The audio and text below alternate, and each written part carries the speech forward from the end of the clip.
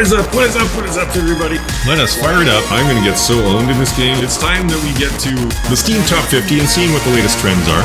Gary's Mod. There's TF2. It's usually around somewhere. Woo! Oh, it's snakes. Does it just have really high retention? This genre is still viable. Or you just gotta shoot his butt. There was kind of a trend for a while. Like that is just the way things work. We did it! What is up, everybody? Welcome to the Clark Tank. Good to see you all. And Cancel, thank you for the sub. 35 months, holy smokes. Have we been going that long? Doesn't seem like it, but I think we have. It's extra Friday-ish up here in Canada because it's a long weekend. Also, I'm going on vacation next week. I'm going to the Oregon coast, which should be fun. I've never been there. And yeah, I should warn you before I forget. The next Clark Tank is not going to be until after PAX.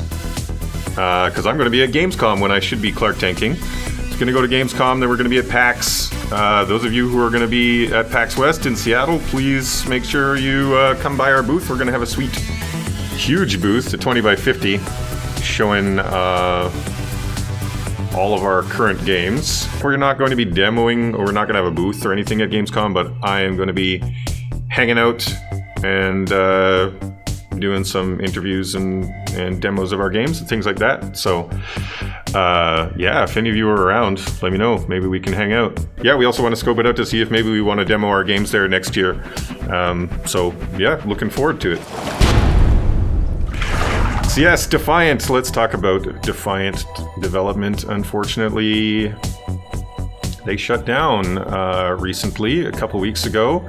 And if you are not aware, they're the creators of the Hand of Fate games, which, you know, now that card games, card battlers, and things like Slay the Spire, you know, are a big part of the indie scene and games in general, it feels a bit like they were kind of, you know, ahead of the curve on that, because Hand of Fate has, you know, some elements of that. Defiant, it's sad that they're gone. I don't know what happened exactly. They actually posted also a trailer for a game that I think that they were either shopping around, possibly looking for a publisher, or just that they were working on next. But yeah, I believe they were a larger company, you know, in the 20s, I think, or maybe even 30s, staff-wise. And yeah, that always starts to worry me. At Brace Yourself, we are also that size, about the same, actually. But yeah, your burn rate gets pretty high, and I'm not sure if they were working on multiple games or just one game, but I think that Hand of Fate 1 and 2 was the whole team working on those. So, you know, you have to have an even bigger hit in order to be able to support studios of that size. So that's why, you know, one of our key goals here at Brace Yourself is to, you know, try to keep our team sizes really small. The largest we have is a team of 7. And we just try to, we have other support folks. So like that team of 7, they're the ones that are full-time on the game.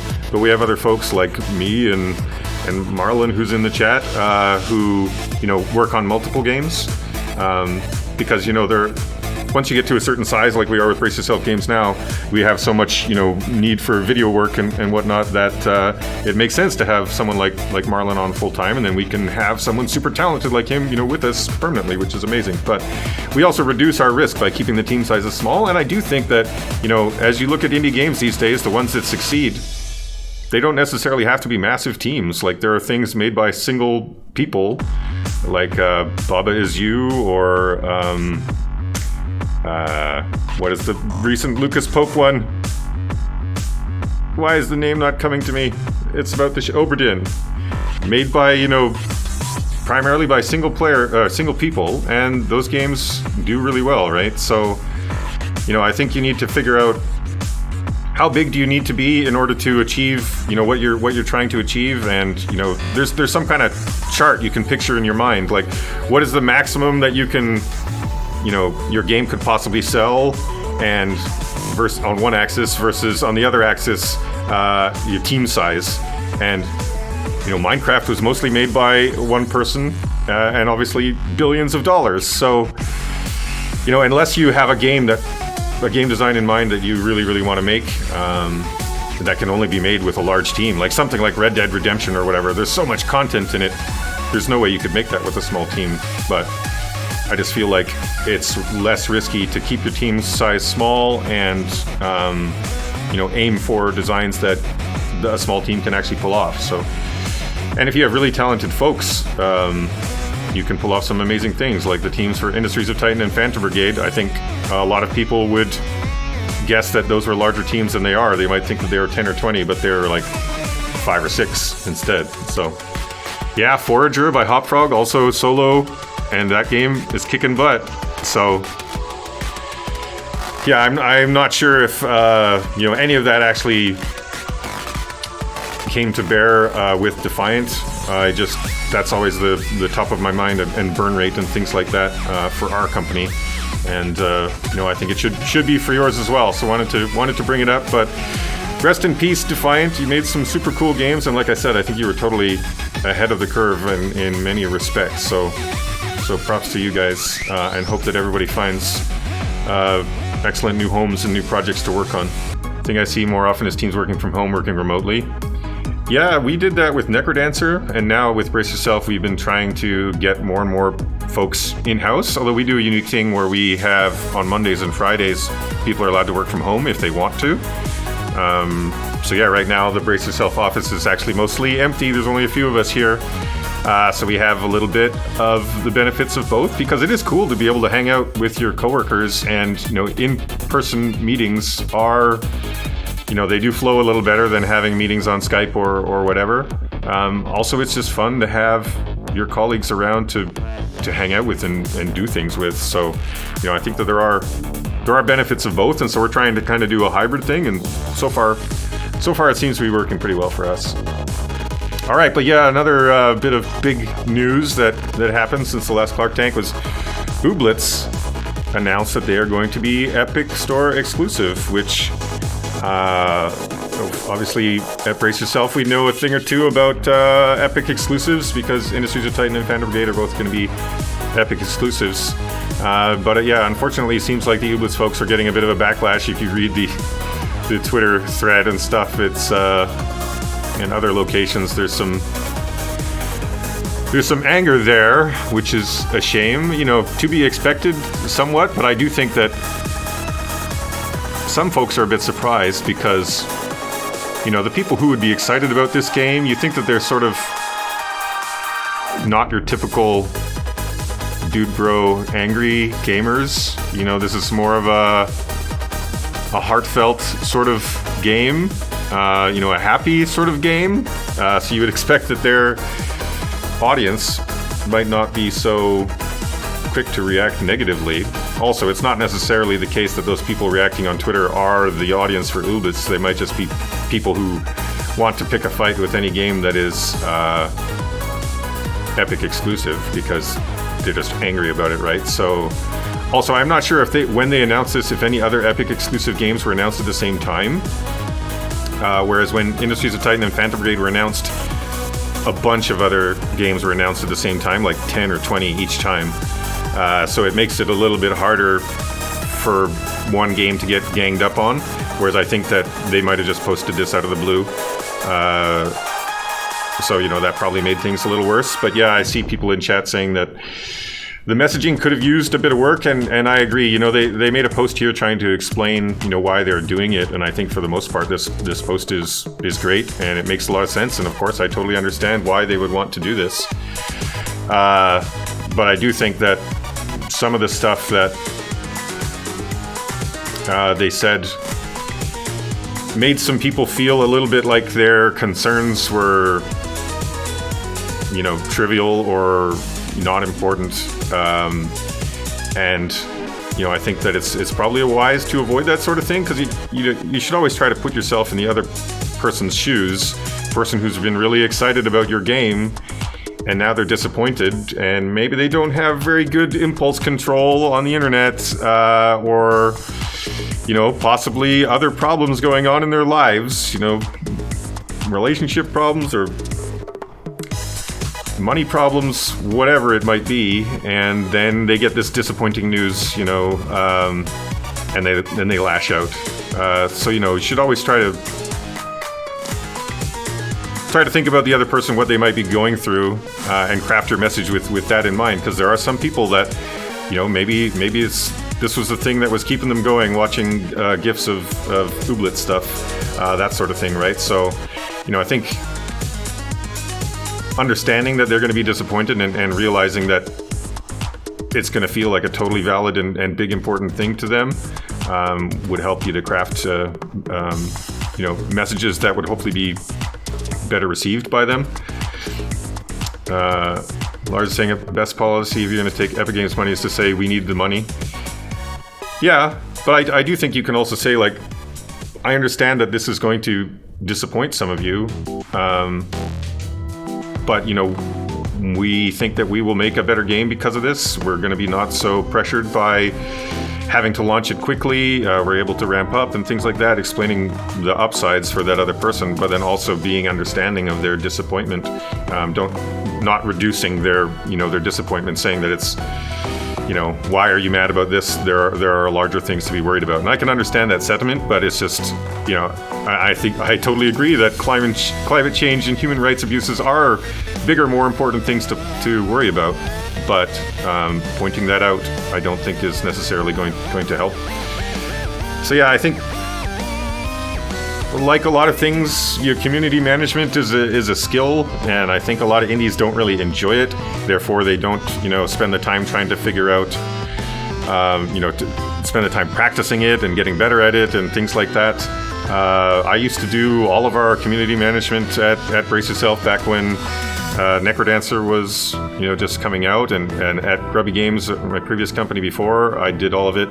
And, we had some tough times, especially with things like Incredibots. We had a Flash-based physics game that was played by hundreds and hundreds of thousands of people. It was like, I think, played 90 million times or something like that. And we had a massive community of teenage boys on our forums, tens of thousands of them posting constantly, and there were horrible fights, and it was awful at times, but I learned a lot from doing that, and eventually I came to enjoy it. For a while I hated it, but then I think once I started to understand why people were reacting like the way that they did, and the ways that you can put yourself in their shoes and craft messages that will resonate with them, then I started to enjoy it. And I think that indies have this sort of thing happen with a lot of different aspects of being an indie developer. Like, I hear a lot of people say they don't like the marketing side of things, don't like traveling to shows and talking to press and stuff like that. And I also definitely didn't like those things early on, or making trailers and whatnot. But I think the more that you practice them, and if you study them and try to figure out why certain things work and certain things don't, then you kind of get enjoyment out of that understanding. Because if you figure out a way to learn, a way to get better, and you're seeing progress, that's fun. It's just like, a game. But if you're just like, it's a black box to me, I don't understand it whatsoever, then yeah, it's not fun, because you feel like no matter what you do, it doesn't matter. So I think practicing it and studying it, learning from others, can help with community management, marketing, press stuff, everything. So yeah, now I've got to the point where I like all that stuff. And it makes making games much more fun when all of the parts of the making of games I enjoy. So, I think others can get there too if they want to. Lars is saying, I think I don't understand why X believes Y is a good opportunity, and sit down and try to answer that question. Yeah, exactly. You see a person behaving like what seems to be irrational to you. Most people are not, totally irrational, or at least they don't believe that they are. They have some reason inside them for behaving that way. And if you can try to figure out that reason, then maybe you will have some sympathy for them, because you might be like, oh, okay, if I believe those things that they believe, I would also be upset. But then you might also be able to figure out how to work with them, to make them happy, and to have a beneficial relationship with them. So yeah, so we had some backlash as well. when we announced that we were coming to the Epic Store. And occasionally we still, get some angry folks, but I think if you treat them like humans, like Leanne is doing, it's going to go well for you. And some of those people who are so passionate and so mad, it's just because they care about your stuff a lot. And if you come towards it with that in mind, it changes your view, but also you realize that they could be your biggest advocate. So I told you about the Incredibots forums that were awful, and it was a game where you could make robots and animate them to do all kinds of stuff. And we had even kind of like a machinima sort of thing where you could make movies and share them. And of course, people made like porn bots and all kinds of horrible things. And some of the worst offenders, eventually I managed to convert them into, our biggest supporters. We started making more and more people into moderators, and then other folks wanted to become moderators as well. And eventually, a large percentage of our regulars were moderators, including some of the ones that were, the worst offenders previously. But if you just talk to them like a human and try to understand where they're coming from, they have a lot of passion and energy, and it could be directed in a good way. So, anyway. I'm happy for the Ooblets folks. It's a bummer that they're getting some of this backlash, but I do think that it will die down, and that this is going to be good for the game in the long run for sure. So congrats to them. And Tony Plays Guitar saying, still a horde of people writing Epic Game Store is literally cancer on gaming. Doesn't seem to be coming from a place of thoughtfulness. Well, yeah. People aren't necessarily being thoughtful, that's for sure, but that's not, I don't think that's what matters. You need to try to think about why are they saying those things, and if you're just like, think about the facts, like, it's not that hard to actually sign up for a new Epic Game Store account. All you do is use your email address, blah, blah, blah, do this and that. Then yeah, it's true, it's not that hard, but it's still something, and they have other reasons, like maybe they want to keep all their games in one place, or maybe they like the way, all the other Steam features and stuff like that. There are plenty of reasons. And again, like I said, you don't know what that person might be going through in their personal life at that time. There are all kinds of awful things that happen to people, and that can cause you to just lash out. There are also people who have disorders that make it difficult for them to understand how their comments will be interpreted by others. So you should never when you read a statement on the internet, don't ever just take the meaning of that statement and internalize it. You should always think, why is that person saying that? What is causing them to, say these sorts of things? Think about the reason, not what you're actually seeing.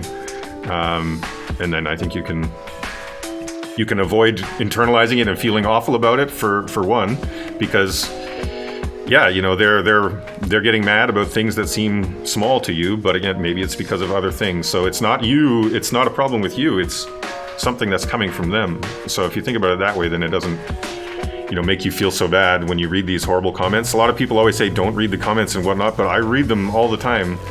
And it doesn't bother me, and I think it's because of that viewpoint, because I'm always thinking like, what's making them want to say this? And I don't take it personally. I'm thinking about them, not about myself. But yeah, related to the Epic Game Store thing, it's interesting to see the difference between how people react to Epic Game Store exclusives versus how they react to this news about Ninja, who, previously was I believe the biggest streamer on Twitch, playing a lot of Fortnite, and now he's moving over to Mixer. I saw somebody tweeted that it was like approximately $50 million, but I don't know if that's actually been corroborated anywhere. You'd never heard of Mixer before, RK? Well, $50 million well spent, because RK now knows about Mixer.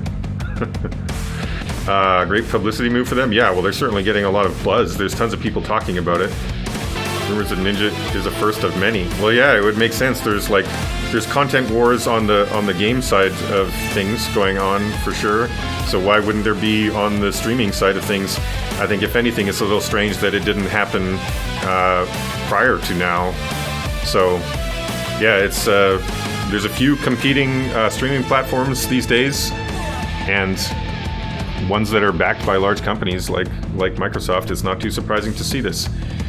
So yeah, some people are totally fine with this, and some people are mad about it in the same way that they're mad about Epic Game Store.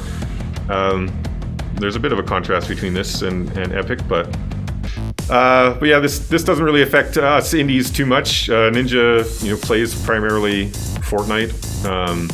But anyway, it's a trend that we should keep an eye on, because Twitch, which we're on right now, does affect us for sure. And I do think Mixer is growing, and probably will more if they keep doing things like this. All right, Steam Diving Bell, which is created by Lars, who's in the chat. I wanted to go over this. So we talked about this briefly last Clark Tank, but I did not really understand what the heck was going on with this. So I tweeted at Lars and was like, "What the heck, Lars? Could you explain?"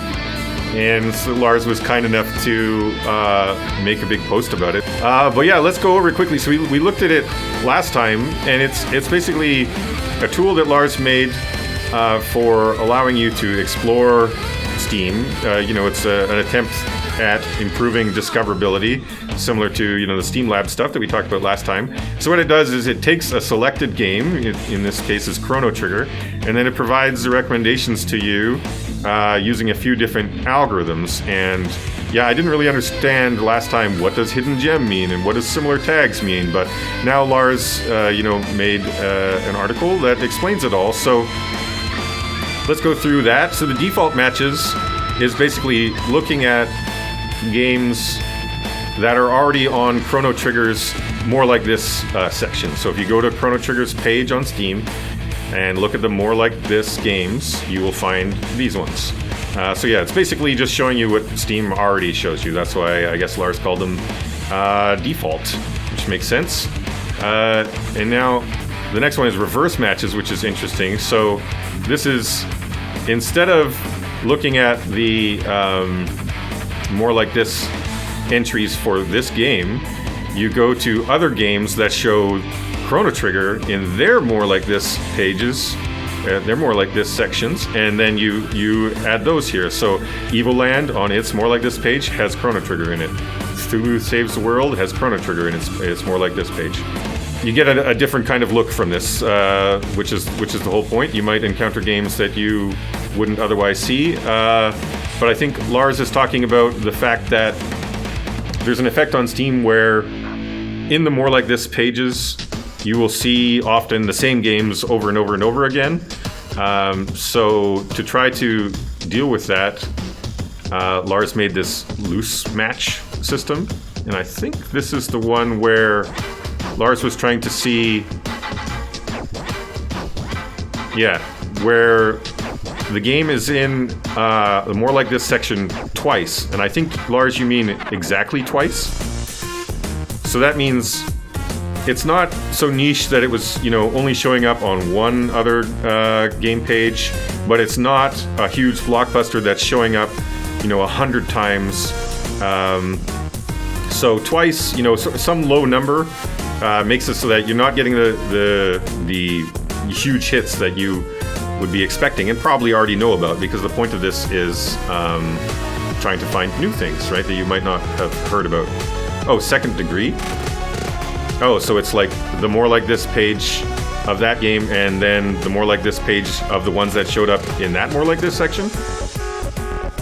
Recommended by a thing that were recommended by the thing. Okay, so it's like your second cousin or something. Friend of a friend. Okay, totally makes sense. So yeah, that's a cool way of doing it as well. And Lars also made tag matches. So he describes in this article, his weighting system, and I think you can just hover your mouse over it and see.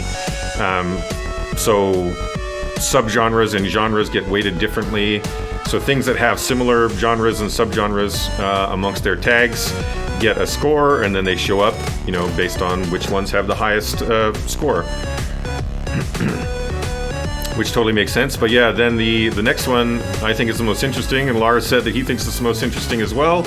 It's the hidden gem. So what he did is, he scraped Steam to try to figure out games that have a low total number of user reviews, but a very high user rating. So basically games that the people who own it are excited about, they're giving it a really high rating.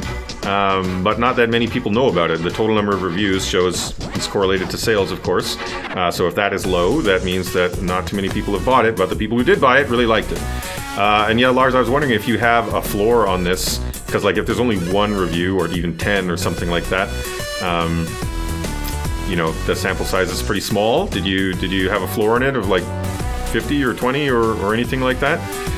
So anyway, Lars took that, subset of Steam, take all of the games of Steam and remove the ones that don't meet this hidden gem kind of criteria. And then he used his tag matching system to match games that are hidden gems with your selected games. So this is matching Chrono Trigger with games that have similar tags, but only games that are these hidden gems that don't have very many reviews, but have very high rated reviews. So yeah, Lars made this tool and in an attempt to, try to explore a different way of doing discovery. And he did this on his own, I believe not with any collaboration with Valve. And he calls it dumb because it doesn't know anything about you as a Steam user. It's just looking at, the Steam data that's publicly available when you're logged out. So yeah, it's a pretty cool addition to all the other stuff that Valve is doing lately with the Steam Labs. And yeah, I played around with it for a bit, and it did show me some cool hidden gems that I was not aware of. So nice work, Lars. It is pretty sweet. Getting people thinking more about discovery and how it could be done differently, I think is a very valuable thing.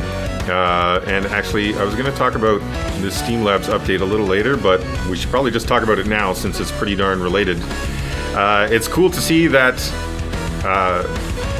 the Steam Labs folks are still going strong. They're excited about the results. They're saying that a lot of games have been wishlisted and stuff like that because of the interactive recommender that they produced. So we talked about that last time. So yeah, I think that they're heartened by that and they want to keep going. They've been making some changes, some of which we talked about on the Clark Tank last time, like being able to exclude certain games that you don't want it kind of being biased by. You're like, yeah, I played Fortnite, or, well, I guess you can't play Fortnite on Steam, but I played PUBG, but I don't want to see other Battle Royale games or whatever, so just remove that from the algorithm, please. But they are saying here that they're aware that even though they're getting really good wishlist numbers, that it's not an apples to apples comparison, because people who are going to the interactive recommender page now are not your typical Steam users. They're probably people more like us who are interested in, the cutting edge of what's going on Steam. So, the percentage, the conversion rate of people wishlisting stuff of that, subgroup might not be the same as Steam users as a whole. So they say that they're working on coming up with new ways to expose the interactive recommender such that they can test it, more accurately. So I agree that is a good thing to do for sure. So I'm very curious to hear how it goes. Hopefully it goes well, because I personally feel like the recommendations that it gives are really good, and I found some stuff that I didn't know about and I'm totally into. So yeah, thanks Valve for keeping it up and for sharing this data with us about it. And they also talked about the automatic show and how people were saying that, hey, watching something for 30 minutes, that's a lot of minutes. And so they did try to make some new shows, some shorter ones, which is pretty cool. And yeah, they're continuing to evolve it. So thanks Valve for doing this. I think indies, especially those of us that are interested in niche games, really appreciate it, because our method here at Brace Yourself Games is we try to only make games that are hooky and are going to be noteworthy on their own, and with those kind of pre-launch, pre-play hooks that will get people excited just by watching the trailer or by hearing the name of it even, or having someone tell them about it. But also we only greenlight games that are in viable genres, and there are only a certain number of genres on Steam. There's still quite a few. I would say there's probably like 20 or 30 genres that are, pretty viable and that would allow you to make games as an indie that could make, revenue in the millions. But things like this that, shed light on more niche genres, more niche games, will help to increase that number. So right now it's 20 or 30 viable genres, and hopefully, in the future it could be 50 or 100 or whatever, because that just allows us to explore more while still being able to, make a living safely, make sure that our companies can keep running and that our friends and employees, are safe, because that is important to us. It's very important to me. All right. Valve also keeping up with the monthly page that lists the top Steam releases. So this is the top releases for June. And a few of these I was not aware of. Trover we did talk about, but did we talk about this? Barotrauma. It means like barometric pressure. Hell Let Loose we did. Not sure if we covered Cooking Simulator. Barotrauma. What's this about? Is a cooperative multiplayer submarine simulator. Okay, guy. In space. In space? What? That submarine appears to be in water. You're in water in space? A hostile alien environment. Like humanity was on never Europa or something? Welcome to the dark ocean beneath the frozen surface of Jupiter's sixth moon. Welcome to Europa. Called it. Cool. Take command of a submarine. Cool. Its crew and its measures. It looks cool. Like, kind of FTL-ish in a way. Combat seems different for sure. Whoa. Okay, this is cool. A successful mission. So for some games, you want a long trailer that explains all the nerdy details. Is this one of them? Quickly. Yeah, I do feel like that trailer was a bit long. I think maybe 2 minutes, maybe a minute and a half. It got a little bit less exciting. I was pretty hype at the start. I think you could tell I was pretty excited. And then I got a little less excited, but I still think it's a good game idea in a viable genre, and it's unique. And has the grimdark sort of theming that works well on Steam. Yeah, it's a cool idea. Space submarine. All right. Yeah, also Cooking Simulator. Did we not watch this? I gotta get a better memory. Making borscht? Meters go up! Finally, a game with meters that go up. It started out serious. Blowtorching. Now you're just doing it on purpose. You cook your fish over the... That's one way to do it. So it's not VR. It doesn't say it here. Yeah, cooking games, everybody. One of the 20 or however many viable genres on Steam, and also Switch, like Overcooked and such. Definitely a thing if you come up with a unique cooking-themed game. Okay, so yeah, there's a couple games that I noticed during the last few weeks since we Clark Tanked, and I wanted to check them out. I have not watched these trailers yet. So yeah, these next few games, A Short Hike and Reventure. Look at the prices of these games. I don't know if this is in US dollars. Maybe it's like $6 or something like that. But these are low-priced indie games that are doing quite well. So let's take a look. We've seen with games like Islanders that you can succeed with a lower price point and a shorter game, a simpler game. And previously, indies didn't really attempt things like that. It didn't seem possible, but I think it's possible, which is cool. So let's check these out, see if we can learn. Because if you can make something on the order of months rather than years and make a profit from it, that's exciting. Because we should always be trying to figure out not only how many teammates do you need on that graph of teammates versus profitability, but also how many months do you need to spend on a game in order to get it to a point where it has enough content in it that it can be viable on Steam. And I think previously I thought, a year sort of would be the minimum, but maybe you can make simpler games and, make less of a profit, because games like Islanders and whatnot, I don't think made tens of millions or anything like that, but if you're doing it with a small team and a shorter timeline, you don't need to make as much money. So, okay, that was. Let's watch that again. This type of trailer is just about the feels, and I was blabbing through the feels.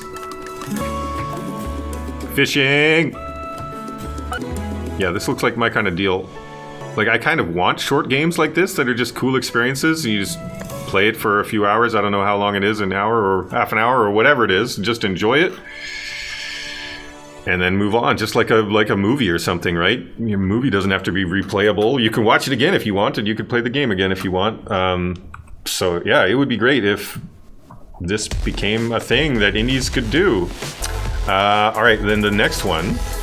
I just happened to see this in the charts when I was looking at the charts like a week ago or something, and I think it was there because it was on sale. But look, it came out on June 4th and has 1,000-something reviews, which is pretty good.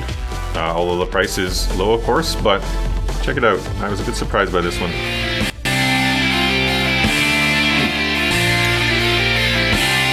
Oh, hang on. I gotta pause it on this screen. When I went through this before, look. Winner is a beautiful word. Winner is a beautiful word. We think everyone is a winner in its own way. Best humor. It's better than mediocre humor. You should try it. So they're just giving themselves fake awards. Best art. We're so proud of it. We gave us a self-award. So you're probably not even reading them. It might be right. People just don't even. And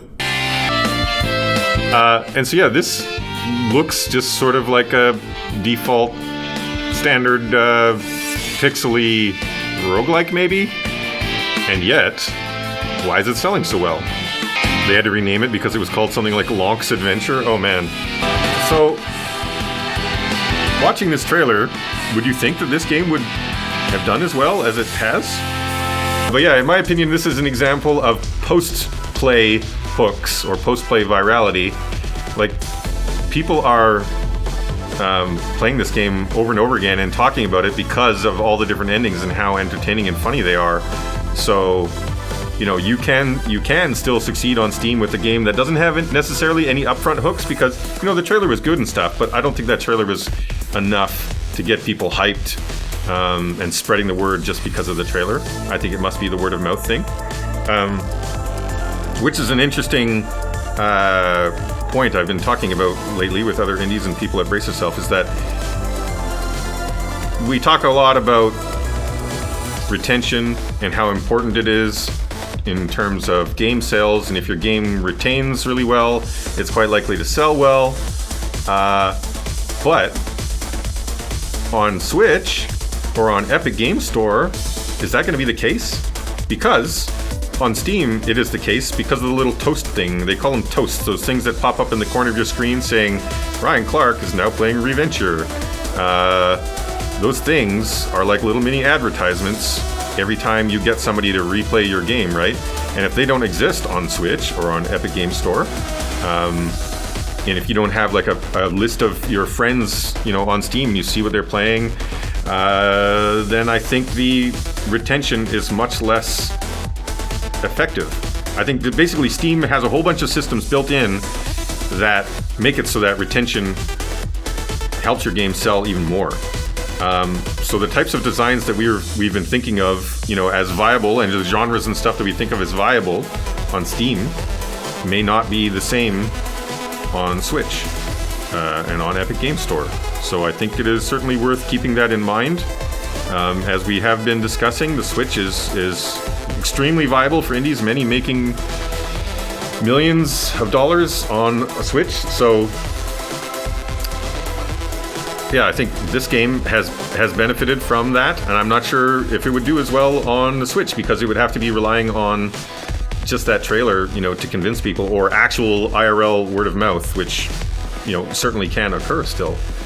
Discovery on the other platforms is really dominated by charts by default, exactly, Lars, which kind of scary, although it's also kind of good. You know, it's a bit scary for indies if retention is the main thing, because if everyone is aiming for retention in their games, that means that large games are just glomming up all the users and, you know, hanging on to them and not letting them leak out to other games. So, you know, I'm not even sure if that is the best thing for Steam's ecosystem in the long term either, because people just play the same game over and over again rather than buying other games. But if there are DLCs and things like that, then that does generate revenue for Steam. But it's an interesting question. Anyway, I just thought this was interesting, and that these lower-priced indie games are succeeding. It's a thing now. It's a viable thing. Okay, I put this here, this Playtracker thing, just as a reminder to me and also to you that we should use this thing instead of Steam Spy. Yeah, if you want to figure out how a game is selling, this thing is reasonably accurate. I think I said that this is a bit high. I think it's actually 1.3 million or 1.4, a little high. But anyway, it's in the right ballpark, and it's better than using the Boxlighter numbers. And Boxlighter numbers, if you didn't tune into the last Clark Tank, Boxlighter numbers are a bit messed up now because the recent Steam sale incentivized people to write reviews.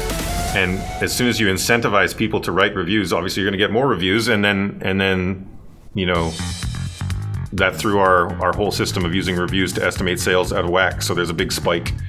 All right, moving on.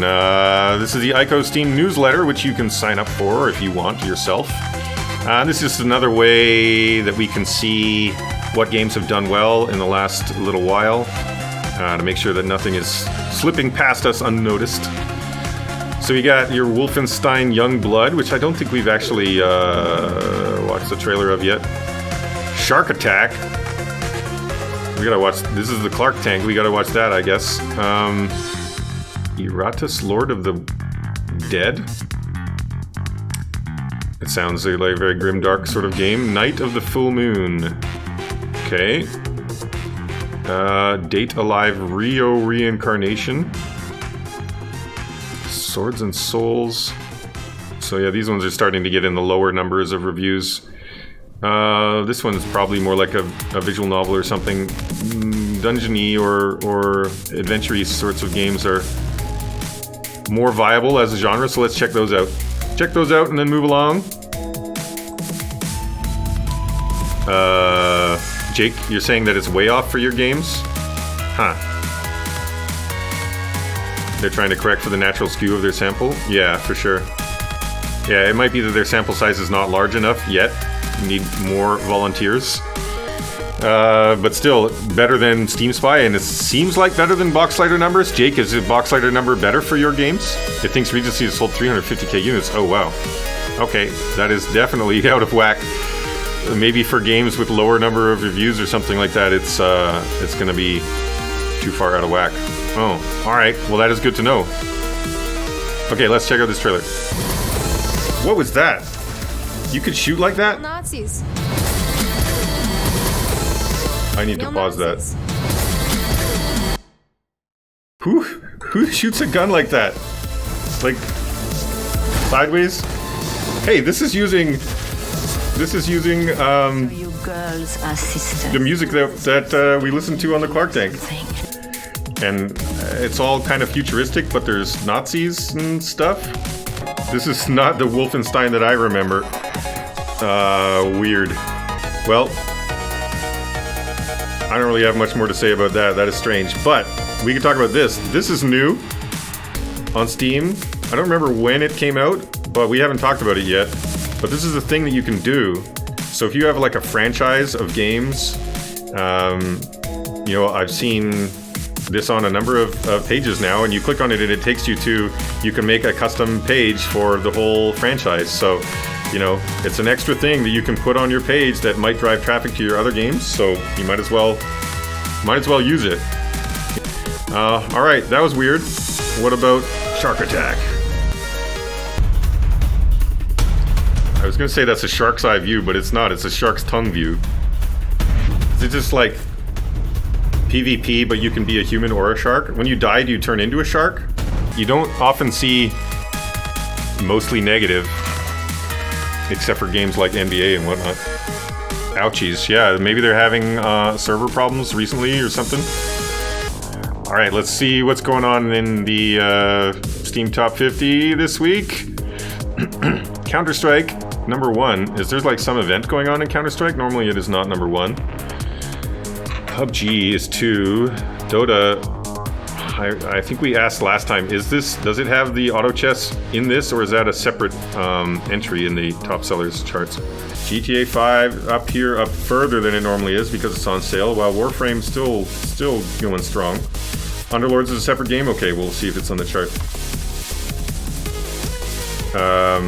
Yeah, domination by the usual suspects is true. The top 4 here, well, I guess Warframe is now...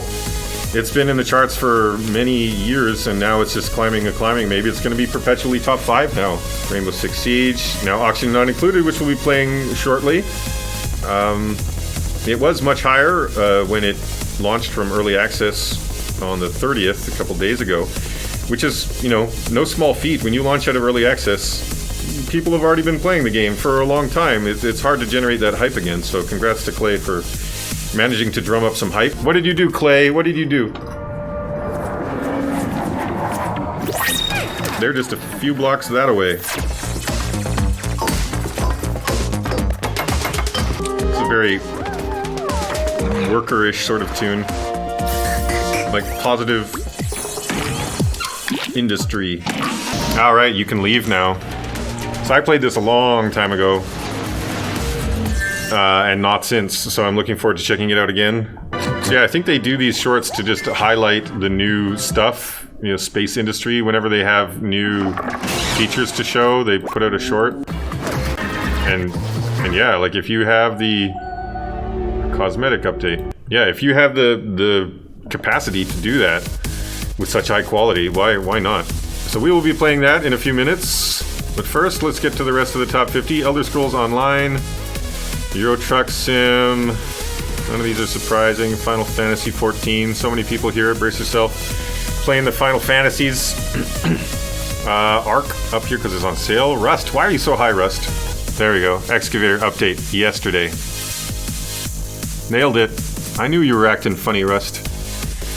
Wow, they're still updating it. Rocket League, Tomb Raider, Dead by Daylight, Total War, Black Desert, Hide or Die. Came out yesterday. What are you?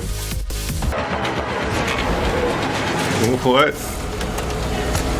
Is this a Dead by Daylight kind of a thing? Alright. It's a shooty game. We get it. Okay.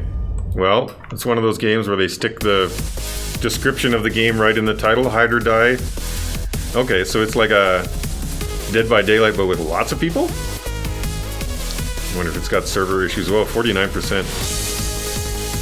Warhammer must have been on sale. It's dropping off now. TF2 is usually around.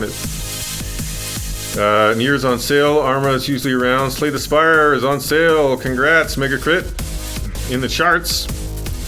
Ace Combat. Man, we watched that a while ago. It's such a cool trailer. It must have been on sale because we see it dropping off. Dying Light. Yeah, some of these seem like they're higher than they should be. Monster Hunter Football Manager is on sale. Tekken's on sale. War Thunder shouldn't be this high. Destiny pre-orders. XCOM 2's on sale. Path of Exile shouldn't be this high. Weird. This is weird because, okay, I'm gonna spoiler the future of the Clark Tank, but there are way more games launching right now than there should be, which we'll talk about in a second.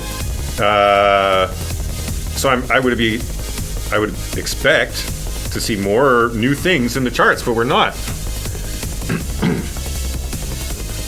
I'm confused. Farming Simulator, Hunt Showdown. This came out a year ago.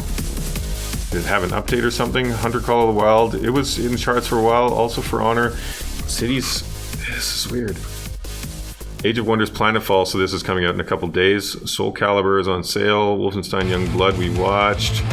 World of Warship shouldn't be this high. Civ, Tomb Raider, Train Simulator, Kindergarten 2. What are you about?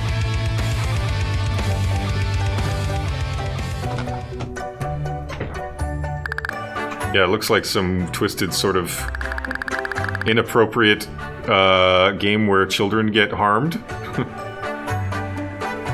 Those kids has a bleeding stump. Yeah. I don't want to watch children's getting beaten with the shovel. Wow. Wow. Okay, so this is the kind of game that can sell. Interesting. Well, shock value kind of stuff, I suppose, can still work. As if you're getting a lot of streamers playing it, then it makes sense. Okay, then. The Sims is up here because it's on sale. Battalion on sale. Warhammer 40k Inquisitor-Prophecy. This came out a couple days ago. What's this about? That is a long title. Unfortunately, I've lost the ability to make fun of other games' long titles now. Warhammer 40,000: Inquisitor-Prophecy. Because we went ahead and made Crypt of the Necrodancer, the Legend, or Cadence of Hyrule, Crypt of the Necrodancer featuring The Legend of Zelda. One of the longest video game names around. Purge your ancient enemies. They had it coming, those ancient enemies. Get purged, sir.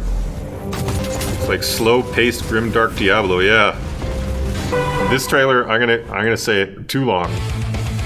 Called it too long because it was just showing stuff that felt like the same as the other stuff. You know, I think as a developer sometimes you get so close to your game and all your features and things like that that you know, I imagine in each of these shots they probably are showing something different. I don't think that they would make it long just for long's sake. They're probably like, okay, now we're showing this gun or this enemy or whatever. But as a viewer, it just looked like some kind of gun or spell or whatever hitting some kind of enemy that looks sort of similar to the other enemies, and the gun looks similar to the other guns. You got to take a step back and imagine that you're not you, that you're someone who's never seen your game before, and think about what they would be hyped about seeing. So you want everything to be really distinct. If it's not, then just cut it. Like 2 minutes, way too long. Galen's saying, I wonder with big indie stuff like Griftlands and Rebel Galaxy Outlaw going to Epic first, are we getting bigger Steam dry spells? Oh, that is a good point. That is a very good point, Galen, because yeah, Griftlands would be on Steam now, not Epic Store. Yu-Gi-Oh! Duel Northgard, okay, it's on sale. DBZ on sale. Custom order made 3D2. It's a night magic. I'm a little scared to click on this. Very positive. Is this a Chinese developer or a Japanese developer? Okay, so it's, you know, there is quite a number of English reviews. This is a not just Chinese dominated or even Japanese dominated game. But yeah, games with nudity in them, they are doing better and better on Steam. That's a thing now. Street Fighter V is on sale. Mobius Final Fantasy popped up here briefly. NBA, it's on sale. It's often heavily on sale. Raft, just spiked briefly. And World of Tanks Blitz. Yeah, it certainly seems like a weak time right now. Which is surprising considering what I mentioned. We're about to talk about the number of games that have been coming out. So, all right, let's check out the top wish lists briefly. How long have I been blabbing? 2 hours now. Top wish list just to see if there's anything surprising in here. You know, what is that about? I don't recognize this one. What? There's no trailer. The Dark Prince Pictures Anthology is a series of standalone branching cinematic horror games that can also be played online with a friend. In Man of Medan, 5 friends set sail on a holiday diving trip that soon changes into something much more sinister. Oh, that's interesting that you can like experience it with a friend. The graphics look pretty good, like photorealistic-ish. Interesting. Fit for a King. Marry Everything is a good hook. Oh, sharks. I think this is particularly clever because, you know, the actual graphics obviously are fairly simple. Looks like, I'm not sure if this world is procedural or if it's all handcrafted and stuff like that. But, you know, normally it would be hard to sell this sort of game. But if you have an interesting hook, you know, the marry everything, execute everything stuff got a lot of people laughing and talking about it on Twitter. then maybe you can make it work. I don't think that this type of game can make, in the millions unless it has other crazy things within the game itself, like post-play hooks and whatnot. But, one person can make a game like this and possibly make hundreds of thousands of dollars if they're because of clever hooks like this. So good for them. Very good to see, of course. All right, so now we need to check out the new and trending to make sure we didn't miss anything. Half Dead 2. Why is this not in the charts? Was it in early access before or something? It was. Okay, so it has that many reviews because of early access. So it's probably doing reasonably well at launch, enough to get in the new and trending, but not so good that it's in the actual charts. What even is game?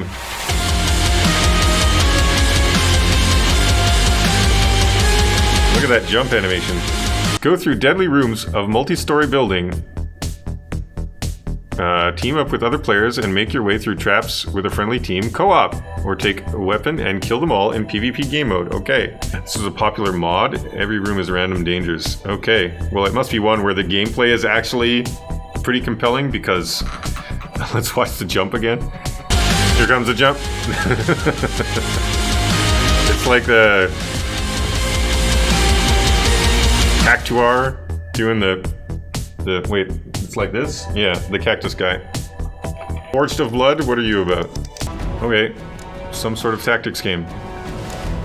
I'm not getting the hook. It just looks like a reasonable production value tactics game. Lots of systems, it seems. Medieval XCOM, yeah. Yeah. See, all those things are good things, but you need to have a hook as well. Forged of Blood also is one of those like super grimdark game names. We were talking about a few of them the last Clark Tank. Alright, the Blackout Club. Check this out and then move along. Okay, here's the plan. Jenny, you'll need to lure the sleepers away from the house. Lure the sleepers, check. Use a noisemaker or something. Okay. Uh-oh, you're floating. Polly. It's interesting, like... I hope you were pleased. They were my friends. Oh, man.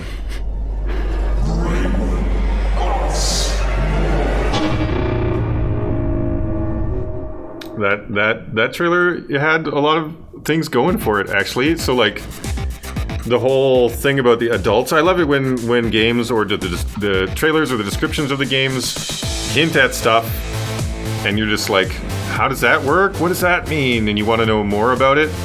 So it's just talking about, the adults.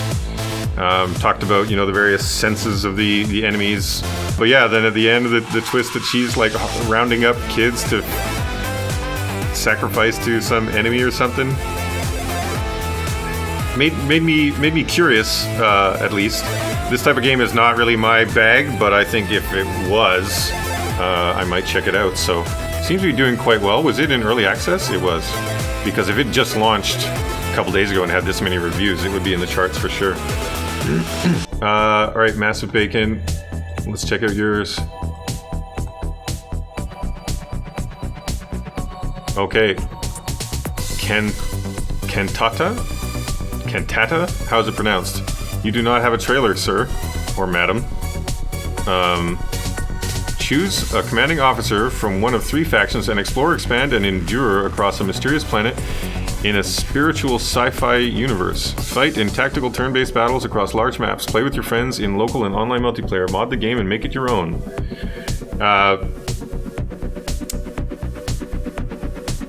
Haven't seen a new video in a minute on YouTube. Yeah, I think we probably still have one more Clark Tank to post or something, but we do them every three weeks. If you follow me or Brace Yourself Games on the Twitter, so we will notify you for sure.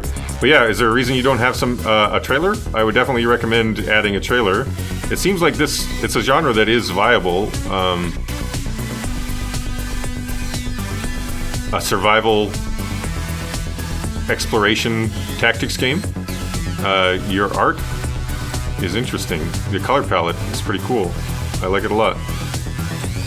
Your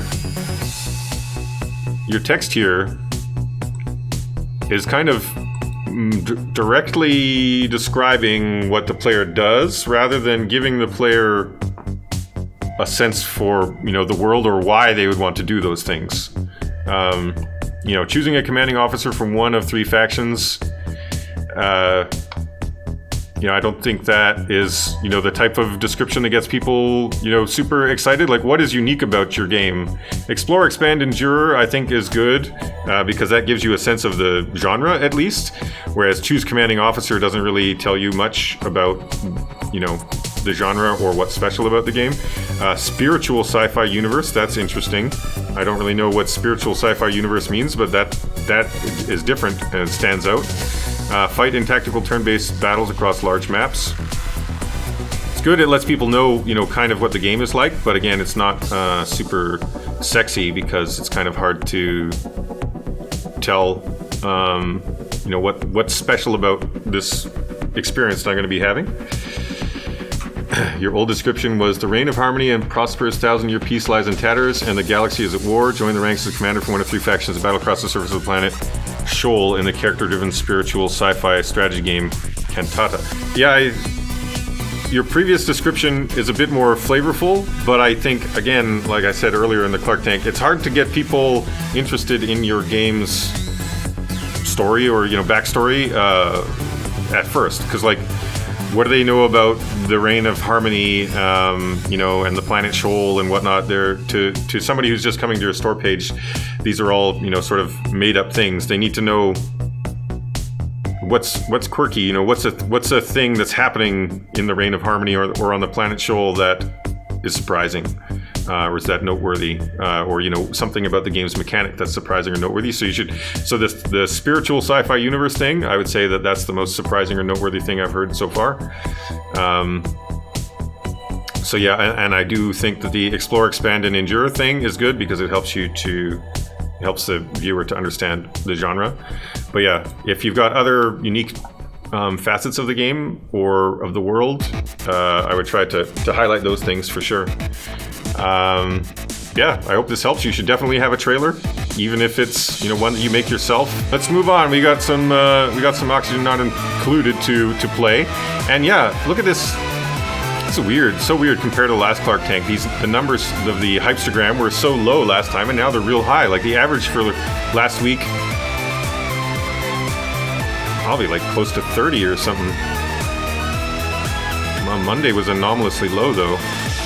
I don't know, a little wonky, but yeah, if we look at the moving average chart by Harbor, thank you again, Harbor, for maintaining this. Look at this.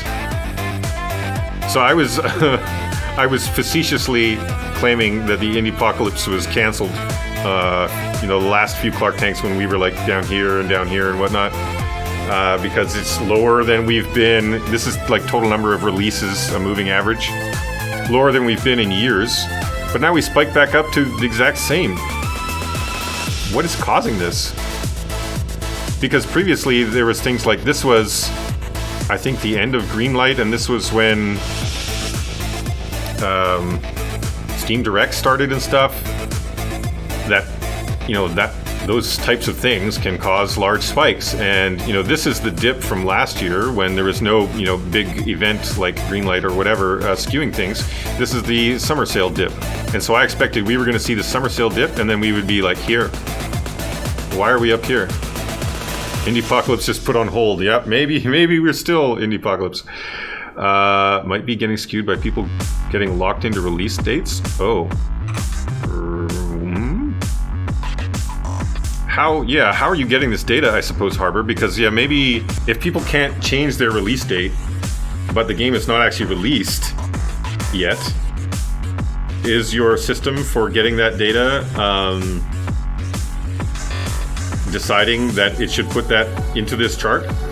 Anyway, that certainly could be the cause of this, because otherwise I'm surprised.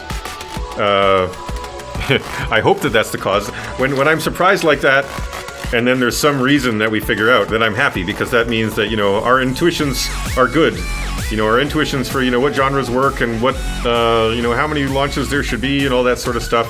That means that we've trained our instincts correctly.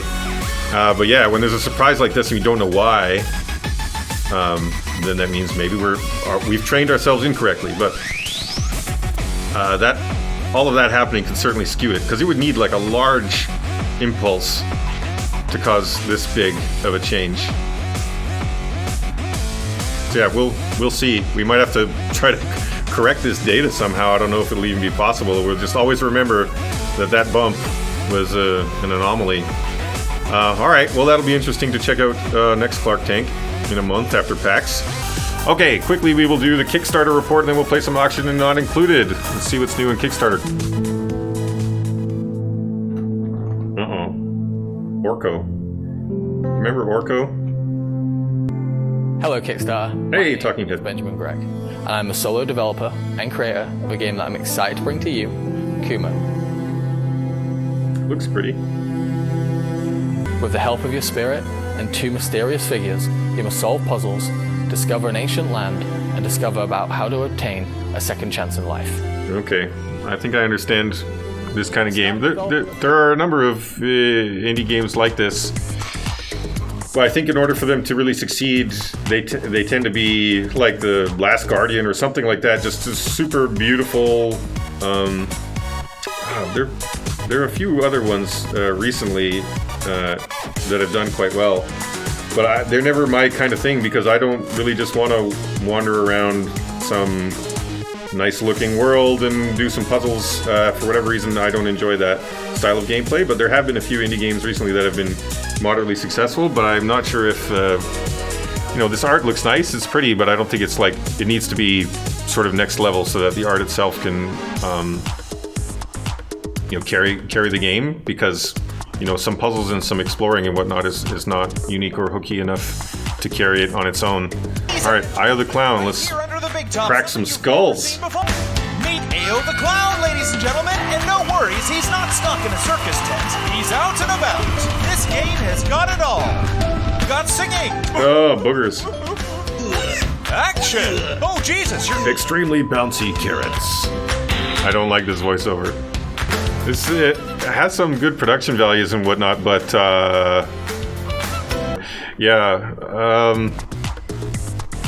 looks like this one might also succeed, but good production values, but it just seems like a game designed from 20 years ago or something like that. I don't think you can just do a platformer anymore unless it's got something unique going for it, or if like the feel of it is just super amazing. Hopefully that's the case with this. Something like Cuphead, I was dubious about it before playing it, but obviously it had the hook of the ridiculously amazing art, but then Cuphead, actually the feel of it is also really good. A couple more to go. Blazing Strike. Wow, this has got great art. Like some of these animations are still just kind of blocked in, maybe, or like that. It's not fully shaded. Oh yeah, definitely blocked in. I'm glad they still showed it. You get an idea. Saw this on Twitter. They're getting flack for their work in progress sprites. Oh, really? Yeah, I guess we as game developers can understand why they would do it, but consumers might be like, is this how the game looks? Possibly not clear to them that it's just temporary and will be finished. That just looks like a well-made Street Fighter-ish game. They're asking for quite a lot, though. I hope they get there, but modern take on classic pixel art style 2D fighting game with unique mechanics. That seems like exactly what it was, except I didn't get the unique mechanics from the video. All right, last one. They're going to play some Oxygen Not Included. The backgrounds are like quite detailed, and the contrast with the foreground is, I don't know, makes it a little hard for me to see the characters. Like the individual pieces of art are great. I feel like the art direction, the cohesion is a little off. I'm getting a Dead Cells kind of feel. And again, I imagine a lot of this stuff is early. It's always hard to make a Kickstarter trailer because the game is not done. That's why you're doing a Kickstarter, and then people are going to criticize it. So I imagine it's going to improve significantly. But there's certainly room for more games in the same vein as Dead Cells, but again, you gotta have hooks. Alright, we're gonna play some Oxygen Not Included from our pals here in Vancouver. Play Entertainment. Sim games. Colony type games like Dwarf Fortress and RimWorld and this. Extremely viable. And, high retention type of game. Streamable kind of game as well, because you can take time out to think, talk to chat, name your people after people in the chat. Like, oh, my caps lock. Tiger. They're all ugly crying. Let's do it. I want to see if they all start crying. Chum bucket. Embark. Pack some tissues. Yeah, we need to make a crying station or something. A cryo chamber, if you will. So this is carbon dioxide. If we dig into there, we might just die. Colony not producing oxygen. That's fine. Nowhere to relieve themselves. Okay. Plumbing. Oh, let's go down one more, and then maybe this way. Yeah, build it. Strange they didn't really touch on the gas liquid stuff in the trailer. Yeah, that's true. I wonder if that might make people feel like it's overcomplicated, though. Whoa, they got little videos? Oh, cool. They didn't have this before.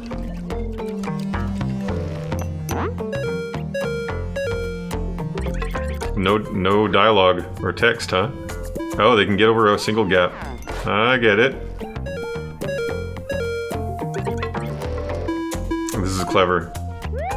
No localization required. Is this new as of the launch? Out of early access?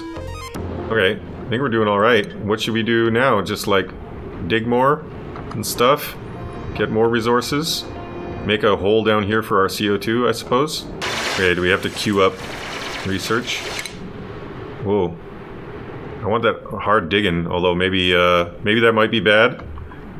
To dig into places that we are not equipped to go. Wow, this is a lot bigger than it used to be. Rocketry, so I guess this is the final goal of the game. Allows duplicants to take their friends to see the stars or simply bring souvenirs back from their travels. Interesting. So yeah, it's kind of like Factorio, where you're building a rocket at the end. Let's see how all the different techs are: computers, decor, exosuits, gases, liquids, medicine, colony development, solid material. Sweet. Yeah, so if you see this, if you're playing this game, you would realize that you have many hours of gameplay ahead of you. I think we get the general idea of how Oxygen Not Included work. It's a game with many overlapping systems, and it's well designed in that there aren't too many that you need to worry about initially. You're just worrying about sleep and food and oxygen, but as you explore, you find you're blocked by certain things like hard rocks that you can't dig, and other things you need to research to get through. So there's a ton of complexity there, but not initially. That's the thing, you don't want to overwhelm people, at least not too much. I do think that fans of this genre can handle quite a lot of complexity, just like games like Stellaris and whatnot as well. People who get into those games are, they're sort of expecting it. They want it. They want something deep and gritty, so they're willing to spend the time to learn. But yeah, you solving your short-term problems makes long-term problems, which makes you lose eventually because of those long-term things, and try again, knowing new techniques, have a new plan.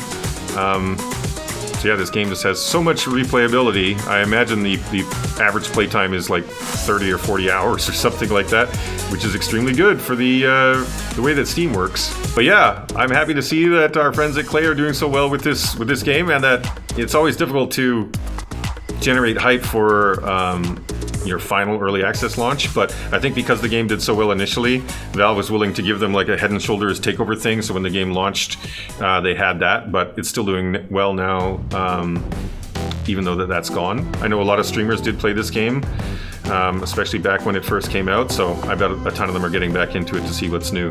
So yeah, thank you all for hanging out as usual. I learned a lot of things that I wouldn't have learned without you, and hopefully you had a good time too. Thanks for watching, chums. See you next time.